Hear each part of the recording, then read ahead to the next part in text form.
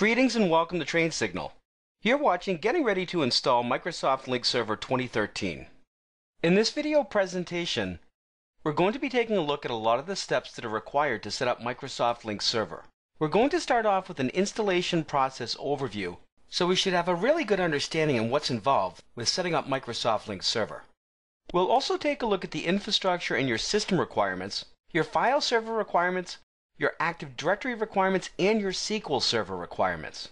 At the end of this video presentation, we're going to introduce certificate infrastructure requirements and your DNS server requirements.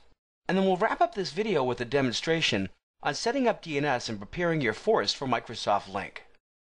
In order to install Microsoft Lync Server 2013, you have to go through several different steps. The install for Lync Server is not like a lot of the other products that you may be used to, where you just throw your DVD into the tray, you run setup, and then when you're done you have a product which is installed. With Lync Server 2013, we typically go through a planning process. We then architect our design inside of a tool called the Topology Builder. You publish that topology information over to your SQL Server environment called CMS, and then you can start the deployment of your servers, but we also have to prepare our environment before we even get to that point. So let's take a look at a detailed breakdown of all these different steps. In order to initiate the deployment of Microsoft Lync Server, I would typically start this process on a machine that's joined into my Active Directory-based environment, a domain joined system. On your domain joined system, you would run the installation program set up from the Microsoft Lync installation media. Now, you don't have to worry about this program installing Microsoft Lync. It's not going to do that. But what it is going to do is provide you access to the Lync Server 2013 Deployment Wizard, which is a software designed to aid in the process of deploying Lync within your environment. It's a wizard that walks you through the installation process step by step. From inside of the Deployment Wizard, you're going to see a link that allows you to install a tool called the Topology Builder. The Topology Builder is the tool that you use to architect your Lync environment. So you have to author a topology of how you want your Lync environment set up before you can even set up your Lync servers. Once you have deployed the Topology Builder, you'll then be able to go in and start defining your sites, your pools, your servers, and a lot of the configuration that's going to be required. The process of defining your topology inside of the Topology Builder is typically referred to as authoring your topology.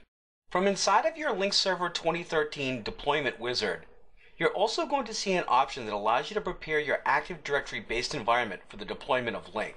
We're going to see a complete demonstration on how to do this, but at this point keep in mind that you have to extend your Active Directory schema by creating new object and attribute classes for Lync. You also have to prepare your forest, and that's going to create universal security groups and roles used by Microsoft Lync's role-based access control for security. We also have to prep up any domains that are going to have clients serviced by Lync, or any domains that will be hosting Lync servers. When you prepare your domains, it's going to be modifying access control lists so that the Microsoft Lync servers will be able to do their job. At the end of the forest, domain, and schema preparation process, you would then typically go in and define your Lync administrators, your CS administrators within your environment. Once you have your topology all designed, you can then publish your topology. In the case of the Enterprise Edition of Microsoft Lync Server, you're going to publish your topology to a back-end SQL Server database. The Enterprise Edition of Lync does require a full working version of SQL. Don't worry about the details, we're going to cover those in just a few minutes. If you're installing Microsoft Lync Server on the Standard Edition of Lync, you have to prepare your server in advance for the publishing of the topology to CMS by setting up a local instance of SQL Server 64-bit Express Edition. And there's a link inside of the Deployment Wizard that allows you to do this. So when you publish your topology, you're taking the information that you've architected inside of your Topology Builder, and you're pushing that information over into SQL Server. When you're ready to install one of your Lync servers, you take a machine that's joined into the Active Directory environment, which here we're calling a Lync system. From within that Lync server, you would run the setup program for Microsoft Lync, which once again is going to launch the Deployment Wizard for you. Before you can install the Lync server, you have to install the core components for Microsoft Lync, and you also have to have your local instance of SQL Server 64-bit Express Edition. From inside of the Deployment Wizard, there'll be an option to install Microsoft Lync Server, and one of the first things that we have to do is we have to prepare for our local copy of CMS. Every Microsoft Lync server within your environment is going to get a copy of the Central Management Store, which stores a lot of information regarding our topology and our policy configurations. So in the case of the Enterprise Edition of Lync, we've got a back-end SQL server which hosts CMS, but every server gets a local copy, a read-only copy. You have to pull a copy of CMS down locally to your server before you can run the install. The install is kind of like a scripted install, but instead of using a script file, your machine looks to its local copy of CMS to see how it's supposed to be installed. So our next step is retrieving a copy of the topology locally. Once you've installed a copy of CMS locally on your Lync server to be, you can then run the installation of Microsoft Lync, which installs your Lync components. Now, before you install your Lync server and then power it up, we also have to take into consideration certificates. Your Lync server requires a certificate or possibly multiple certificates depending upon the server role that we're deploying and how your environment is set up. Once you have your certificates installed, your next step would be starting up your services. And then we want to make sure that our services and everything was working properly, so we'd validate the installation. We can verify that our services are running by opening up our services console. We can also go into our control panel for Microsoft Lync and go into our topology and make sure that our services are responding in there also. Once the services look like they're running properly, we then start to configure and test out the system. Let's take a deeper look at our SQL server. As we're deploying Microsoft Lync server, we have to have SQL Server set up within our environment, whether it's for a backend SQL Server in the case of the Enterprise Edition pool, or a local instance of SQL for your local copy of CMS hosted on your servers participating within your Lync environment. With the standard edition of Microsoft Lync server, all of your applications and services run locally on a box, including your local instance of SQL Server. With the Enterprise Edition of Microsoft Lync server, we end up with a central focal copy of CMS on a backend SQL server, a full working version of SQL. And every Microsoft Lync server gets a read-only copy of CMS. When you deploy your topology, you have to define where the central management server role runs. This is in one of your pools in the forest, and it handles the updates to the database and the replication to the other servers getting a read-only copy. Let's take a look at the database requirements for the central management store, whether for the backend SQL server or for each local instance of CMS running on your Lync servers. Whether you're talking about your backend database for a front-end pool, a persistent chat server database, archiving or monitoring server databases, or even a persistent chat compliance database. In all of these instances, we can use Microsoft SQL Server 2008 R2 Enterprise Edition 64-bit exclusively. We can also use SQL Server 2008 R2 Standard Edition. Microsoft now also supports Microsoft SQL Server 2012 Enterprise Edition 64-bit exclusively, and we also have support for SQL Server 2012 Standard Edition. In all cases of your backend SQL Server, Microsoft recommends running the latest service packs. As we had mentioned, every Microsoft Lync server will maintain a local copy of CMS. Microsoft SQL Server 2012 Express Edition 64-bit is automatically installed by Microsoft Lync Server 2013 on each of your servers. So as you're going through the deployment process and you pull a copy of CMS locally down to your machine from within the deployment wizard, SQL Server is going to get installed to your local machine. You also want to remember that with Microsoft Lync Server 2013, Microsoft now supports SQL Server mirroring, so we can now provide redundancy in our database content. With Lync Server 2010, the prior version of Lync, we didn't have native support for SQL mirroring. We did have the ability to use clustering, but setting up SQL clustering across two separate physical locations with stretched VLANs could prove to be very challenging and possibly expensive. Before we deploy Microsoft Lync Server 2013 out at Carverock Fitness, let's take a look at preparing the infrastructure in our systems for Lync.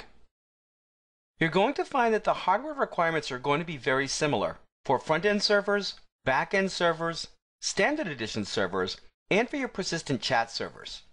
The recommended processor support is 64-bit dual processor hex core, 2.2 GHz or higher, and Microsoft is not supporting Intel Itanium processors for any of your Lync server roles. The amount of memory allocated or recommended for Lync Server 2013 is 32 gig. You'll notice that that's been increased since that of the Lync Server 2010 product. It's about double. Microsoft also recommends 8 or more 10,000 RPM hard disk drives with at least 72 gig of free space for your operating system and for your data content. The recommended design is to have your operating system set up in a RAID 1 array, mirroring, and then we have at least another 6 disks set up in a RAID 10 array for performance and also redundancy. Solid-state drives are also supported. For the networking support, You want to have at least one dual-port network adapter, 1 gigabit per second or higher. Now let's take a look at the hardware requirements for the edge servers, the standalone mediation servers, and the director server roles. Keep in mind that these servers don't do quite as much as your front-end servers or your standard edition servers. For the CPU recommendation, we have 64-bit dual processors, quad-core, 2.0 GHz or better. The recommended memory is 16 gigabytes of memory per system. And Microsoft recommends 4 or more 10,000 RPM disk drives for each of your servers. You also want to have at least 72 gig of free disk space on your drives. And once again, for your networking, you want to have at least a minimal one dual-port network adapter, 1 gigabit per second or higher. As we go through the process of defining our topology within the topology builder, for the Enterprise Edition of Microsoft Lync Server, we also have to define a file server, or more specifically a file share, on the network that's used by your servers participating within the pool. The file share is used by your Enterprise Edition servers within a pool to share content across the pool, such as application content that runs on all of the servers within the pool. If you're deploying the Standard Edition of Microsoft Lync Server, the Standard Edition of Lync uses a local directory for its local file storage. With the Enterprise Edition of Lync, we have to have a shared file storage for the servers participating within the pool, and that's a network file share. The Lync Server 2013 setup program requires that the permissions on the shared folder allow full access to the administrator. The Lync Server 2013 installation program will define the ACLs on the folder structure as part of the install process. Lync Server 2013 supports using file shares on directly attached storage, using storage area network SAN solutions, and it's also supported to use the distributed file system for a higher level of availability and redundancy. To provide a higher level of availability for an instance of a share, you can also consider using clustered file shares. It's also recommended to store your file share on a RAID array so that you have redundancy on your disk storage level. In order to support the installation of Microsoft Lync Server within your forest, we have certain requirements for this that have to be met. The simplest of designs is a single forest with a single domain, and that's what we have at Carverock Fitness. You can also have multiple domains within the same forest, whether they're in the same domain tree or not. Just keep in mind that if you have multiple domains, you're going to have to prep each of your domains that will host clients or Lync servers. We can also set up Lync Server in an environment where we have cross-forest trust relationships. So whether you have multiple forests with a central forest topology, or possibly you have multiple forests with a resource forest topology. In either case, it's going to require forest trust relationships where the user accounts are in a trusted environment. It also requires directory replication between your forests. As for the operating system version running on your domain controllers, Windows Server 2003 or greater. And this can be 2003 32-bit or 64-bit editions of the product. So you can have 2003, 2003 R2, Windows Server 2008, whether it's the Enterprise Edition 32-bit or maybe you've got the 64-bit edition. We have the 2008 R2 operating system and also Windows Server 2012. So the bottom line is, as long as you have Windows Server 2003 for your server-based operating system for AD, on all of your domain controllers and global catalog servers, you should be good to go. The minimum functional level for your domains for Lync support is Windows Server 2003. So all the domains in which you deploy Lync Server have to be raised up to at least Windows Server 2003, 2008, or possibly 2008 R2. Your forest also has to be raised up to at least Windows Server 2003. So once again, your cutoff is Windows Server 2003, but you can also have it raised up to 2008 or 2008 R2. To be able to install Microsoft Lync Server on a Windows Server 2008 server or a 2012 based server, we have certain software requirements that have to be met. For the operating system, Windows Server 2008 R2, SP1 or newer. This is the cutoff level for support for all of your Lync Server roles. It's also supported for SQL Server, your file servers, and also for your domain controllers, as we've just mentioned. Another one of our requirements is Windows Management Framework 3.0's PowerShell 3.0. When you deploy the Windows Management Framework, you should have the Windows PowerShell 3.0 installed as part of that. Another very important component that you cannot forget about is your .NET Framework 4.5. You can download the .NET Framework 4.5 from the Microsoft Download Center. If you're installing on Windows Server 2012, after the installation of your .NET Framework 4.5 is completed, you also have to go into the Server Manager and install HTTP Activation, which is a Server Manager feature. The Windows Identity Foundation is another component used by Microsoft Lync Server, which is provided to support server-to-server authentication within your Lync environment. This is required both on Windows Server 2008 R2 and Windows Server 2012. Both the Standard Edition and the Enterprise Edition of Microsoft Lync Server will both require Internet Information Services (IIS). When you install IIS on these servers, they're going to require several different modules which you can find out at TechNet. For example, you have to install the default document support, ASP.NET, ISAPI filters, HTTP logging, and tracing. That's just to name a few. For all of your front-end servers or Standard Edition servers that are going to have conferencing deployed, you also want to deploy your Windows Media Format runtime. This is used to play your audio, such as playing your WMA files. It's used by CallPark, the announcement application, and also by your response group application for automated call distribution. If the installation detects that this is not installed, it will install it for you, but it will require a reboot. Another server management feature that may be required in your environment is called Microsoft Message Queuing. This is used by Microsoft Lync persistent chat front-end servers. It's also used by the Microsoft Lync Server archiving and monitoring servers support. Another topic that can be very complex with Microsoft Lync Server is certificates. When we look at our certificate infrastructure requirements, you have to remember that the Lync Server uses certificates for a lot of forms of authentication between clients and servers. And we can use a combination of internal private certificates and also public trusted certificates. So depending upon the server role and the type of clients or servers connecting to it, will dictate what type of a server certificate we're getting or applying to that server. Let's take a look at a couple of examples of what certificates are used for with Lync Server 2013. First of all, we have client-to-server based connectivity with TLS. Certificates are also used for mutual TLS from server to server. We also use certificates out in our DMZ for the reverse proxy server and also for our Edge server. So it's supporting connections coming in by federated users, remote users, and instant messaging users out on the internet.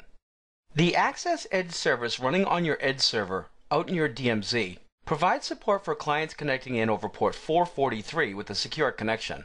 But the Access Edge service can also support federation relationships coming in over port 5061 by default. This allows us to set up federation relationships with other organizations so we can have trust relationships between our Lync environments and their Lync environments.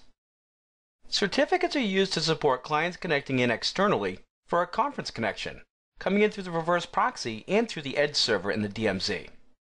Certificates are also used by the Microsoft Lync Server to provide support for connectivity to the web services, such as when a client is downloading the address book, or when a client goes to join into a conference and they click on that meeting join URL.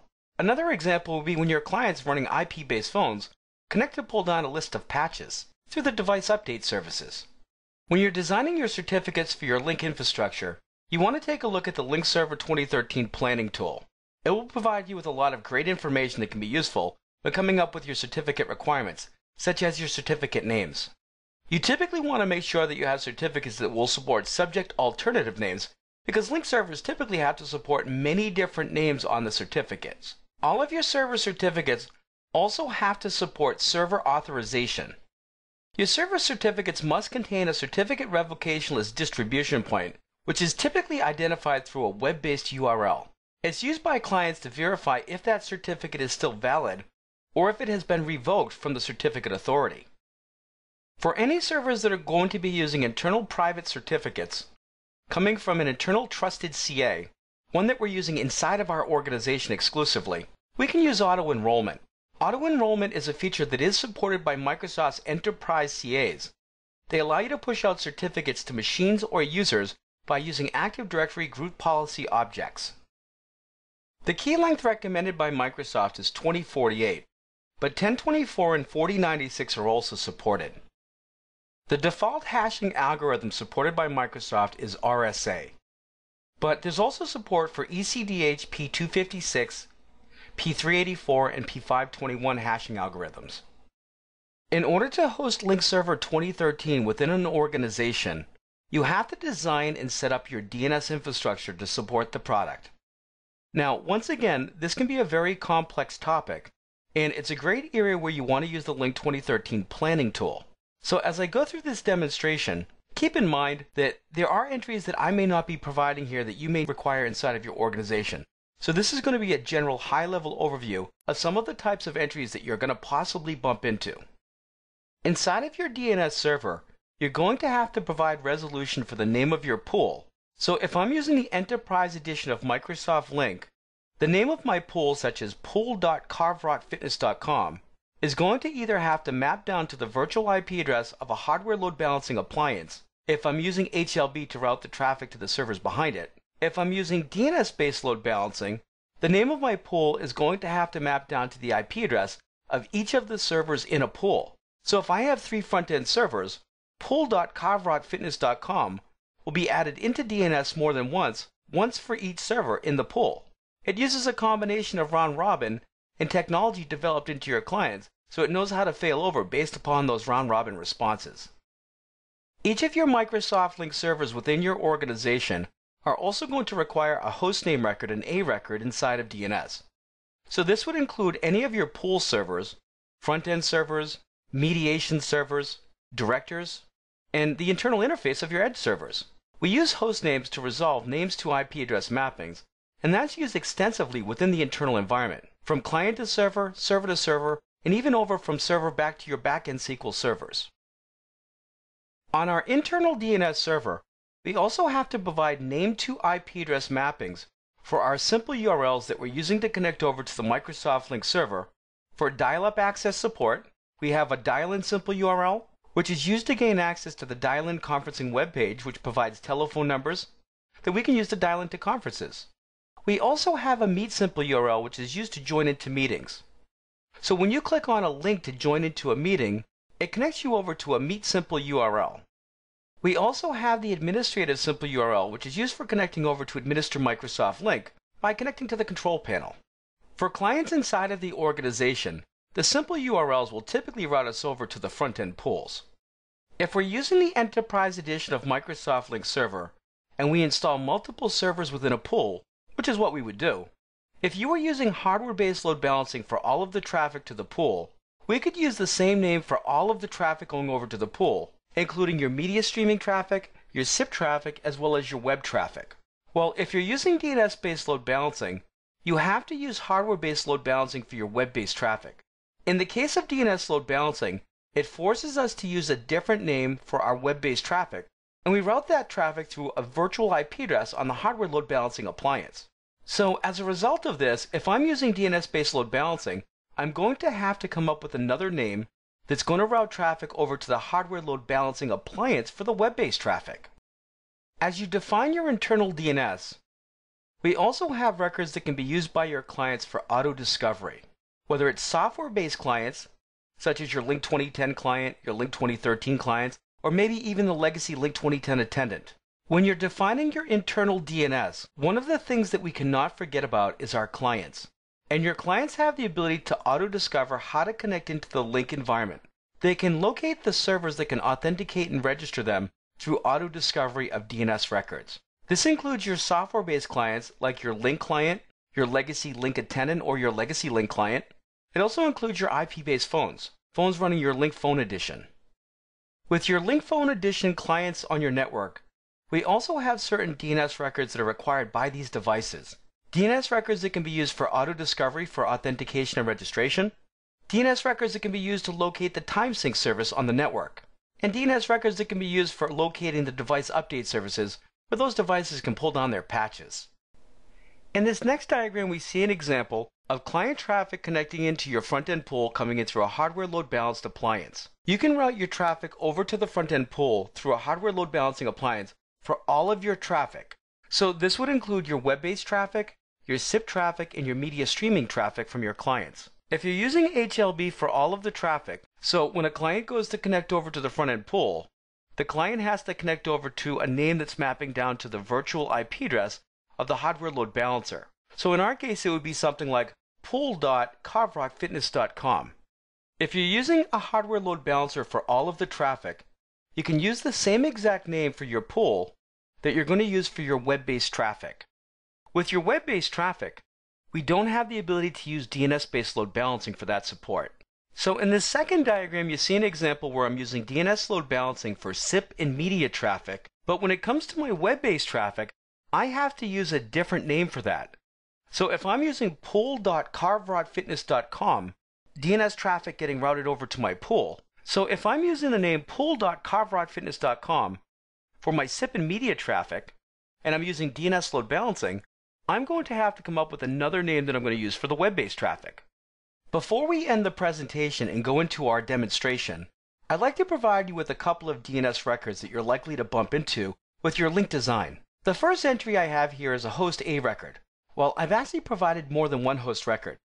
I've got pool.carveroutfitness.com being added to my DNS server more than once. This would be an example of using DNS round robin, or what we call DNS load balancing.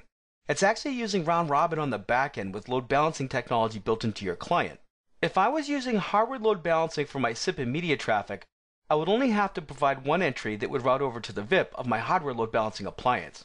But you'll notice here that I'm using pool.carveroutfitness.com more than once, and each of these host records would map down to a different IP address. Each one would map down to an IP address of one of the servers in the pool. If I'm using DNS load balancing, I would also have to come up with an internal web services URL that would route traffic through the virtual IP address of my hardware load balancing appliance. So here you can see that I have an example of a host A record for linkinternalweb.carveroutfitness.com. And again, that would map down to the VIP of my hardware load balancing appliance. The third entry I have is my front-end servers. The front-end servers have to have their host names mapped down to IP addresses, just like other servers on your network. So I have a host entry for front-end server 1, front-end server 2, and front-end server 3.carveroutfitness.com. You can also see some examples of my simple URLs. I have my Meet Simple URL, which is used for joining into meetings, my Dial-In Simple URL for gaining access to the Dial-In conferencing webpage, and my Admin Simple URL, which is used for gaining access to the administration console, my control panel. These three URLs would typically map down to the pool, the front-end pool. If you're a client inside of the organization, you can gain access to this functionality by connecting directly over to the front-end pool. If you're a client outside of the organization, the dial-in URL in your Meet Simple URL would typically route you in through a reverse proxy. Administration isn't allowed from outside of the organization typically, so the admin URL typically doesn't apply. Here you can see some more examples of DNS records that you're likely to find in a Lync environment. The first example is a service advertisement record _SIP internal TLS._TCP.carveroutfitness.com. This would typically map down to port 5061 and to the host or to the pool providing the service. This is used by your legacy clients for auto discovery. Now, your Lync clients, your new Lync 2013 client, likes to use a Lync Discover internal host record. Well, it's actually an alias record that would map over to your pool.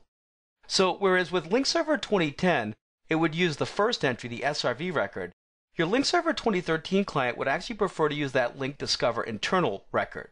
Keep in mind that your clients are not limited to one entry. For example, the new Lync Server 2013 client would prefer to use Lync Discover internal.carveroutfitness.com, but if I don't have that record inside of DNS, it could use the legacy SRV auto discovery record. We also have another example of an SRV record, a service advertisement record, that's advertising the time sync server on the network, which is used by your Lync Phone Edition clients. So the example I have is _ntp._udp.carveroutfitness.com, and this would map down to port 123 and then the server providing the service. There's also an example of a host record that's used by your IP-based devices, clients running Lync Phone Edition, for obtaining their patches. We have the ucupdates-r2.carveroutfitness.com. Your clients running Lync Phone Edition would use this entry to get information on where to connect to pull down their patches. Well, to pull down the listing of available patches. And they typically connect over port 443, but they pull down their patches over port 80. This entry would typically route your clients over to your front-end pool. We have another host record, sip.carveroutfitness.com, that can be used by your Lync Phone Edition clients for auto discovery, again used for registration and authentication. The final record that we have is our SQL backend server. You can't forget that if you have the Enterprise Edition of Lync, we have to have resolution so we can connect over to our backend SQL server. Let's take a look at a demonstration. In this demonstration, we're going to see how to configure the internal Carve Fitness environment for DNS. And we're also going to see how to prepare our Active Directory environment for the installation of Microsoft Lync by prepping our schema, our forest, and our domain. In this demonstration, we're going to see how to set up the DNS to support the Lync environment at Carve Fitness. I've just switched over to my domain controller, which also is hosting my DNS. We're going to open up our DNS Administrative Console. We'll expand our forward lookup zones. And here you can see that we have a zone for carverockfitness.com. At Carve Fitness, we're going to have 3 front-end servers in a pool, and the pool is called pool.carverockfitness.com. Let's create the host records for each of the servers within the pool. Keep in mind that we're going to be using DNS-based load balancing for the pool. So here we're going to create a new host record. We'll call it pool. And then down below, we're going to provide the IP address of the server within the pool. And in my case, it's 10.0.0.30. We'll click on Add Host. We'll add the entry again, put in the IP address of the second front-end server in the pool, 10.0.0.31, and then finally we'll add the name pool one more time. And here we have 10.0.0.32, and we'll click on Add Host. So as you can see here, if clients try to connect over to pool.carverockfitness.com, they're going to be able to connect over to any one of these 3 servers within the pool, and they connect over directly for SIP and your media streaming traffic. For clients connecting over for any of the web-based services for the Microsoft Lync server pool, that traffic is going to have to go through hardware-based load balancing. You cannot use DNS-based load balancing for this. The name that I'm going to be using for my internal web services is linkinternalweb.carverockfitness.com. So here, let's create a new host record. And we have Lync int web for internal web services. And the IP address that I have is 10.0.0.45, which connects over to the VIP on my hardware load balancing appliance. We'll click on Add Host. So as you can see, for media traffic or SIP traffic, clients will be able to connect over to the pool directly with any one of these 3 IP addresses, but for the web-based traffic, it's going to have to go through the hardware-based load balancing appliance. And here we have the IP address of the VIP, the virtual IP address of the appliance that the traffic will route through. When my front-end servers power up, they should register inside of DNS. So I will end up having a name to IP address mapping or host record for each of the servers within the pool. So eventually I'm going to see frontend1.carverockfitness.com, frontend2.carverockfitness.com, and also frontend3.carverockfitness.com. For clients inside of my organization, they also have to be able to connect over to the Lync server for the simple URLs. We have a meet simple, a dial-in simple, and an administrative simple URL. Let's create each of those. So inside of the console, we'll provide the name for our meet simple URL.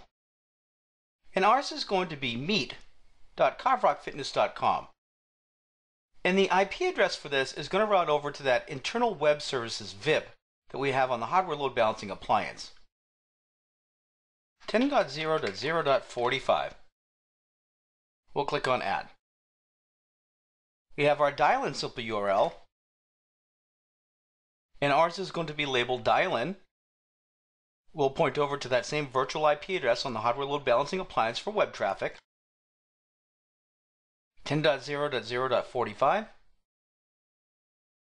And finally, we have our administrative simple URL, which we're calling ours admin.fabricam.com. And that also will point over to our hardware load balancing appliance IP address. We'll click on OK. Now you have to remember that if you're setting up IP devices, you would create a host record for UC updates -R2, and this record routes your clients over to the pool for the device update services by going through the VIP of the hardware load balancing appliance for web services. We would also create a host record for sip.carverockfitness.com, and that would route the clients directly over to the front-end pool. This is used for registration and authentication. Your Lync Phone Edition would also have an NTP SRV record, a service advertisement, which would point the clients over to an NTP server for time synchronization, typically over port 123. Let's take a look at a couple of other types of records that you're likely to see. The next record that we're going to create is an alias record used by the new Lync clients for auto-discovery on the internal network. And the alias name that I'm going to use here is Lync Discover Internal.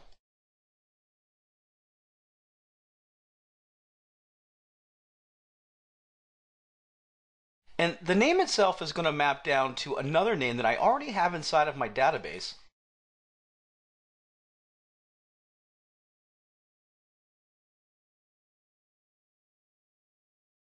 pool.kovrockfitness.com.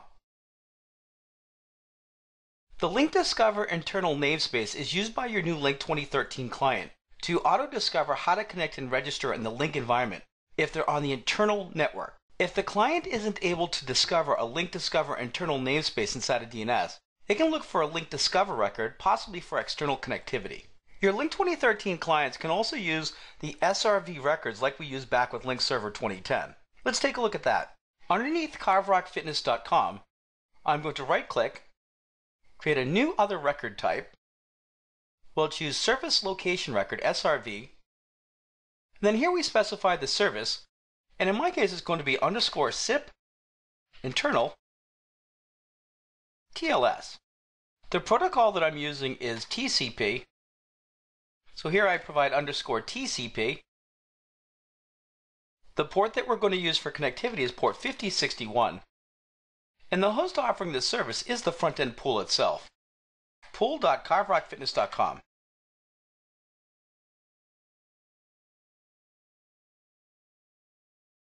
And then we'll click on OK. And then we'll click on Done. Just as a reminder, before we close out of this demonstration, you want to take a look at the Microsoft Lync Server 2013 planning tool. The planning tool can be a very useful aid in coming up with the necessary records that you require for both your internal and your external DNS. Let's close out of the DNS administration console, and next we'll take a look at preparing Active Directory for the installation of Lync Server 2013. In the second part of our demonstration, we're going to take a look at preparing the Active Directory environment for the installation of Lync Server 2013. I've just switched over to a machine that is domain joined, and the machine has the Microsoft Lync Server 2013 CD mounted, the DVD media on the D drive. So let's go over here to my D drive. I have setup, AMD 64, and there's my setup utility. In order to run the software on the CD, I require the Microsoft Visual C++ 2012 x64 minimum runtime. I'm going to click on yes. That's actually included with the installation media. Next, we're prompted for the location that we're going to install Lync to. And it reads, to install Lync Server 2013 core components and start the deployment, click on Install. Well, here you'll notice that I'm using my C drive, Program Files, Microsoft Lync Server 2013 as my installation directory. We'll click on Install. We'll accept a licensing agreement, then click on OK. You can see that the Microsoft Lync Server 2013 core components are being installed.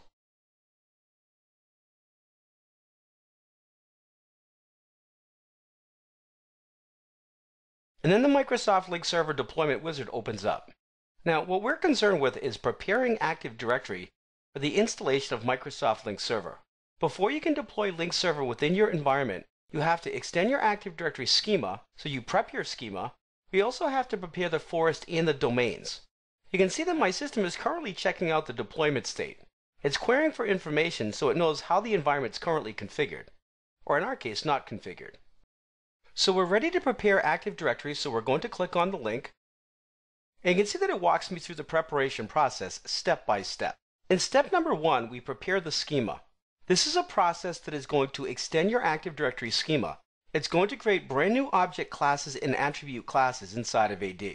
In order to extend your Active Directory schema, you have to have elevated credentials in AD. For example, Enterprise Administrator / Schema Administrators.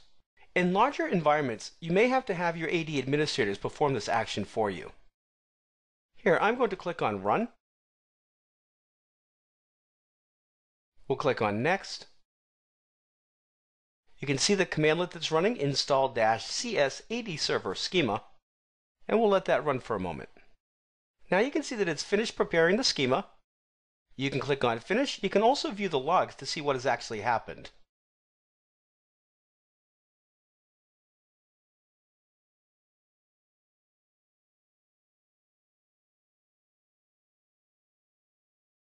And we're going to close out of there.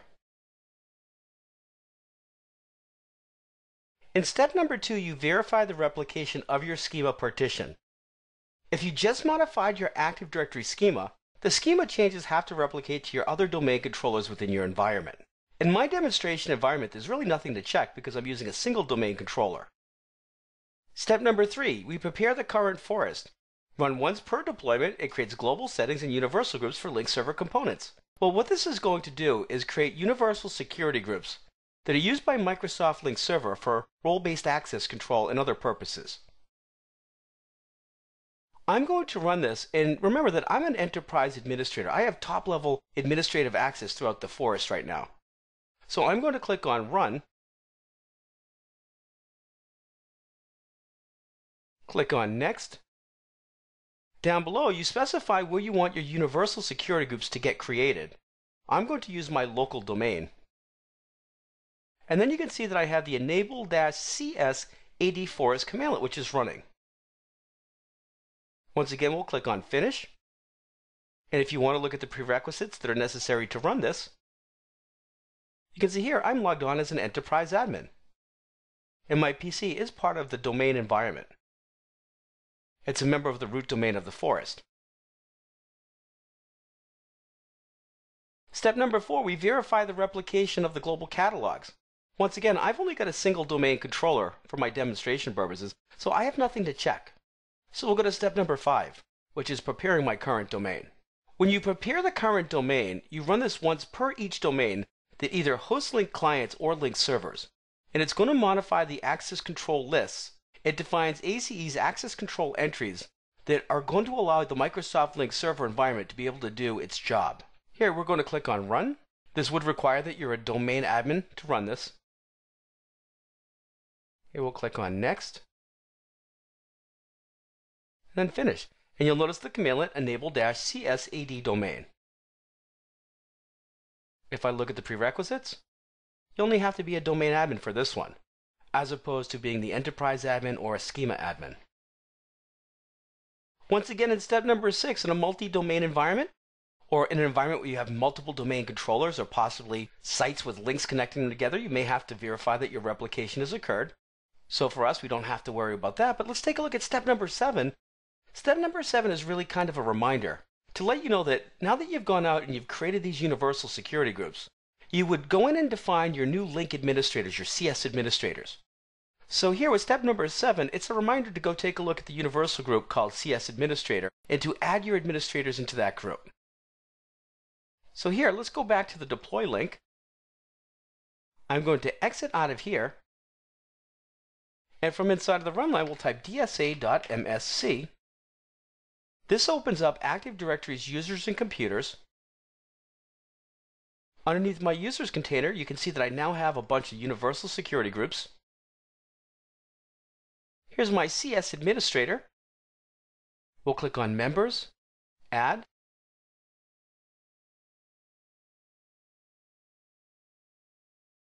We'll click OK, and click OK again.